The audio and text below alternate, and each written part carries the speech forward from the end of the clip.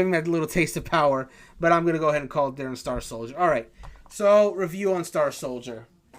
Um, like Jarrell said in the beginning, this is definitely visually just like one of those old school shooters. All right, but man, is this one hard. Okay, first off, hold on. Let me actually go back to the box art real quick. Tell me about. Let's talk about this box art just for a brief second.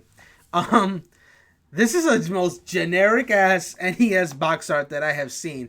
Just space. Oops, I didn't mean to start it again. Hang on, I'm sorry. Just generic ass spaceman holding up gun next to spaceship. I mean, I guess with these NES games, a lot of the covers had to kind of look edgy, so it can appeal to the kids of the 80s and 90s that wanted to buy the game, because there's only so much you could do with like box arts these days and the games that it contain with them. But like, it just looks so generic, man, and so unappealing. If I wasn't doing this series, this is a game I probably honestly would have never tried on my own, because there's just nothing about this box art that appeals to me. Now, that being said, I did play this game, of course, because the series is all about playing these games, and yeah, it's a vertical scrolling shooter.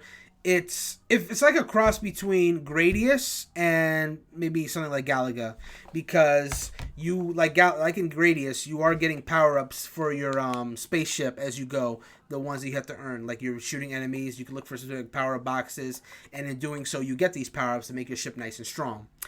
But all that said, even though it's a nice mix of vertical and horizontal shooters in that sense, it's a very hard game. Even when you have all the power-ups, you're still going to struggle with this game. Like, this is not for the casual shoot-'em-up person. This is for, you love this genre, and you're in for a challenge.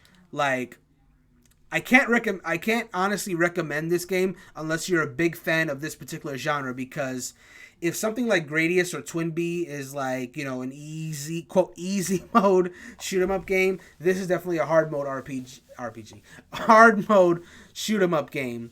Most definitely. So, yeah.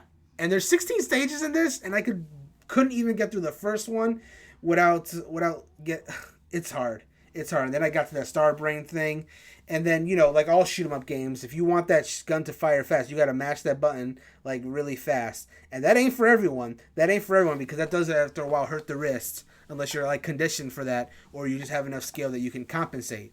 But yeah, so Verticon Star Soldier, do not play this game unless, I mean, you could try it if you want. Obviously, I'm in no position to tell you what you can and can't play, but like, I do recommend that unless you're an actual fan of shoot 'em up games, that you bypass this one, because first of all, it's nothing like, if you're going for an iconic shoot 'em up game, I mean, you're gonna be better off playing the more recognizable Gradius or Twin Bee, which is honestly just like a lot of fun, especially if you have the second person.